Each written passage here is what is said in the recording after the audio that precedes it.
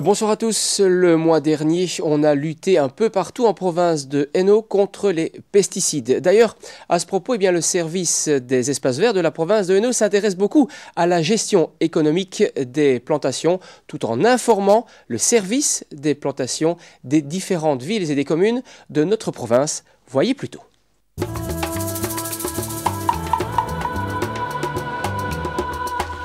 Le service des espaces verts de la province de Hainaut est si vert, on ne peut plus vert. Depuis plusieurs années, en effet, on n'y utilise plus aucun pesticide pour cultiver, soit en serre, soit en extérieur. Il est vrai qu'utiliser des pesticides à long terme, c'est toujours une intoxication, mais à long terme. Donc, ce n'est pas quelque chose qui se voit tout de suite. Mais si vous utilisez tout le long de l'année, à longueur d'année, tous les jours des pesticides, forcément, la santé en prend aussi au niveau du travailleur. L'aspect financier, c'est aussi une des motivations. Les produits phyto sont chers.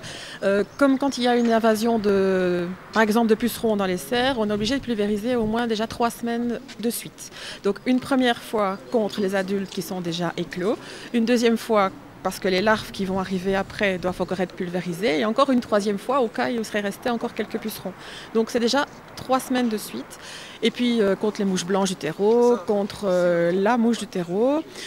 Donc on est obligé de pulvériser assez souvent et plusieurs fois sur l'année. C'est une gestion raisonnable, c'est-à-dire qu'on utilise le moins possible de pesticides en général. Mais ici, en tout cas, et là on est tout à fait novateur, c'est vraiment une lutte intégrée contre les pesticides et comment aucune utilisation de pesticides. Alors parfois on entend des grandes villes comme Paris disant voilà, on n'utilise pas de pesticides, etc. On ne va pas se comparer à Paris, mais en tout cas ce qui est certain, c'est qu'ici, le service des espaces verts, ça fait 5 ans qu'il réalise ce travail donc de lutte intégrée contre les pesticides, mais aussi de gestion raisonnée sur l'ensemble du site, et ce avec des techniques tout à fait originales, tout à fait efficaces, qui montrent en tout cas le savoir-faire exceptionnel de la province.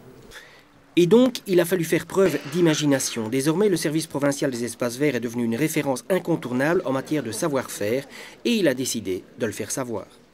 Au niveau de la lutte contre les mauvaises herbes, ce sont des systèmes extrêmement simples. Le principe est toujours le même, c'est couvrir le sol pour ne pas permettre aux plantes adventices, mauvaises herbes, de prendre la place. Alors ici, c'est une plaque de liège qu'on peut appliquer au pied d'un végétal qu'on vient de planter, un petit arbuste. Il y a une fente et un trou qui sont aménagés. On peut soi-même agrandir et adapter sans aucun problème.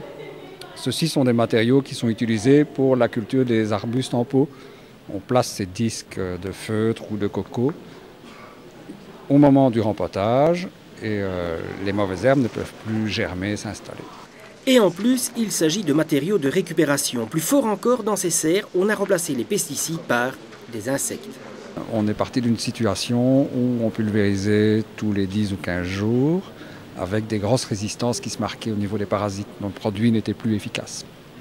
Et nous avons mis en place un système de lutte intégrée qui consiste à lâcher des insectes ou des nématodes ou des acariens qui seront les prédateurs ou parasites de nos ennemis. Le message est désormais clair, la province de Hainaut est inscrite dans une logique de développement durable et à ce titre, elle peut jouer un rôle d'expertise essentiel pour tous ceux, professionnels ou non, qui ont la main verte.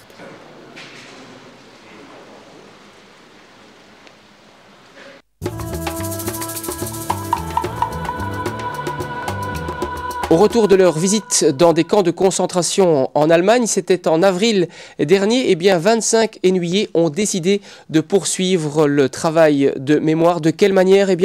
Nous verrons comment la semaine prochaine dans Dialogue Hainaut. Je vous souhaite une excellente semaine.